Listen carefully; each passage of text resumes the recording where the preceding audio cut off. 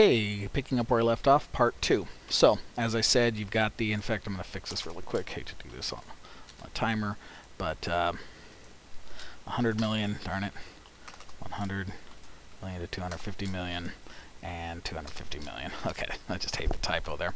Okay, so so as a member, you're going to start earning 10% once you've done a bunch of work for us. Once you've worked for us a long time or a good amount of time, you're going to start earning 20% as the perk system.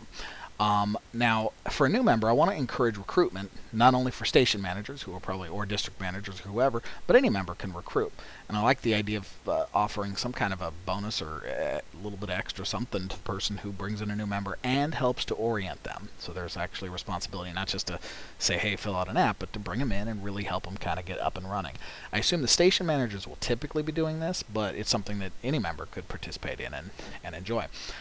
The idea there is that the recruiter would get 5%, 5% towards their LP of the first 100 million that person does. So really what that does is the corporation pays 10% LP from 0 to 250 million. The only difference is the first thing that happens is the recruiter and the member split it, and then the recruiter stops getting it, and the member gets it all. Now that means at the end of the day, if you go out or you recruit somebody and they turn in 100 million, and they last long enough to do 100 million, you're going to end up making 5 million ISK value in rewards from the corporation because you recruited that person. So it seems like a pretty good little bonus or bounty or whatever to encourage people to help recruit.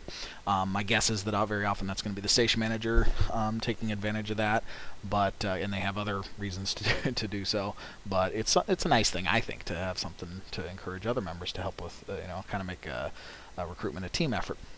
Now, incorporated into this system is also the bonus ISK. As I understand it, you're wanting to make sure your station managers are making something for the administrative work that they do, and that for I've got it roughly 5 miners per station, roughly 5 stations per region, 1 region manager per region. The region manager deals with moving stuff around and generally overseeing. So even though this is 5%, this should be percent sign. Darn, I thought I had all this ready. But even though this is 5%, remember it's 5% of 5 times as much, theoretically. So anyway, so this has built into it. And by the way, I recommend not starting at 5%. I think it's a lot easier to start low and build up.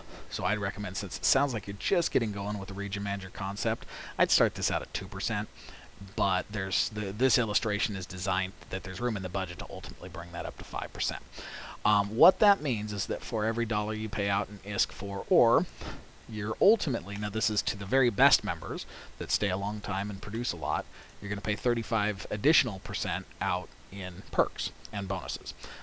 Where actually a good number of the people early on, you're going to pay only 25%.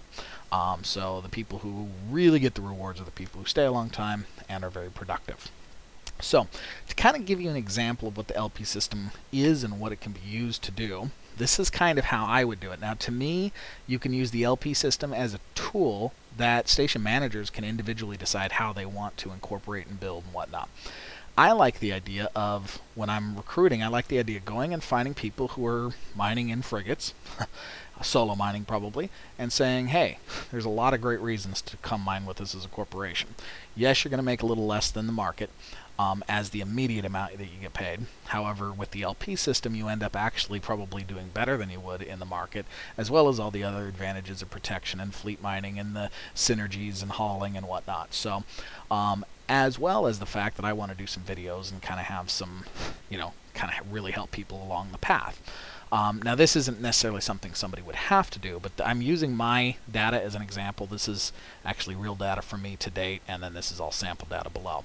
But basically, this is every turn-in, every contract, everything I've done to date. And the idea is, if this were, in the new pay, if this had been in the new pay scale with the loyalty points, etc., what would have happened is I would have been earning 5% for most of what I've done so far, because I've just reached over the 100 million range. So I would be, as a miner, not going to the station manager role, but if I was a miner and staying a miner at least for a while, I would have just crested beyond the 5% to 10% range, and my recruiter would have just stopped making money off of my turn-ins. So basically, every time somebody, I turn it in, I'm accumulating a total. This is the ISK balance that I'm accumulating. So at this stage, by November 23rd, I'd accumulated almost 2 million in ISK. Now, as a station manager, I'd be talking to this person. I'd say, hey, here's what we want to do. We want to kind of get you from the Bantam up to the Scythe, to the Retriever, to the Hulk, to the Orca, maybe, if you want to go hardcore mining and someday run stations and whatnot. So let's kind of put you on a plan and say, if you've got 3 or 4 days of training to get to the Scythe. During that time, if you mine X a day, you'll actually earn enough loyalty points that will give you the Scythe and the 2 times miner when you reach that point. And if you mine this much per day at that stage, and start your training towards a Retriever, by the time you get to the place where you can fly the Retriever, hopefully you've earned enough LP to be able to just get a Retriever and 2 times strip miner. Maybe you deal with the miscellaneous modules yourself. And same idea for the Hulk and so on. Now these numbers, they're not perfect, they're not super researched, it's just an illustration. So that's kind of one of the ways that I would do it. But I think this is fairly accurate as far as generally somewhere in this timeline. I think you can give your station manager some room to, do a little bit of a judgment call, like in my examples here, taking me into the future. Let's say it's December 13th. My accumulated LP is only 4.5 million, but I just finished my training for a Hulk. If I wasn't a station manager, if this was just me as a miner, and I was then the station manager looking at this person, I might say, this guy's doing good. He's off to a great start. He's mining a lot. Hulk's going to definitely increase his productivity. He hasn't quite earned it yet, but let's go ahead and take a risk and advance him. And I think you guys already do that all the time, but there's a little bit of lag in there that over time, this system helps you to quantify and measure to make sure people are generally within line what they should be, and not some people getting more than they should and others getting less than they should. But there is a lot of discretion that could be used. It doesn't mean that you can't go ahead and advance somebody the LP to give them something they need when they need it. And my guess is that would be a fairly common practice. But at the same time, I don't think, at least the way I would do it for my station is I wouldn't want to do that too early. And anyway, so that's the concept with this system. Now, just to kind of give you an idea, this illustration shows what would have happened for me on the new system at the higher rates and all that, at least for the low end stuff. Now, just to kind of continue forward with my example, and just to kind of help illustrate where I don't think it's even realistic to say, or fair, to you guys to say that you guys, if that's true about the, double the you're going to get that much again in perks. If that was the case for me, I've done 107,302,000 to date. The perks I've gotten to date is about 10.5. And according to that system, it means I've got 96 million additional in perks coming. Now, I think I'm probably at a stage where I've got some stuff, some cargo optimizers and some of the stuff we talked about. But from even, I don't want to be unfair to you guys. I don't think I should at this stage have 96 million in ISK worth of stuff coming. I think that's just a little too much. It's a little too generous, or offering too much. So anyway, so that's kind of my take on it, just kind of giving a little bit of my insight and experience, just as having kind of gone through the process. I'm trying to use that to get through.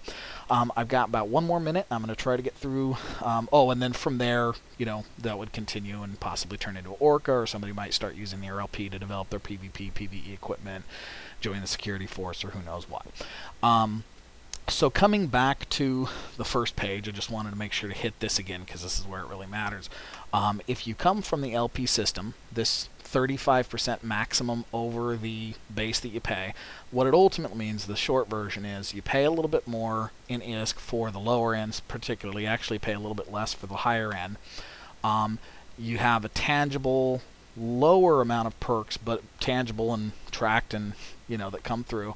That means that at the end of the day, a really good long-term miner is going to actually do better working with a corporation, not to mention fleet operations and all the other advantages, but just in terms of the value of what they get for the mining that they do, they're going to come in at about 105% of what they would if they just solo mined and dumped it on market, which I think is probably a pretty good, it's a good message, it's a good recruitment offer. So that's pretty much it. Hope I wasn't too convoluted in my descriptions here. I had a couple of typos, and I think I say too much, but hope you enjoyed, and I'm wide open for questions or comments or tweaking the numbers.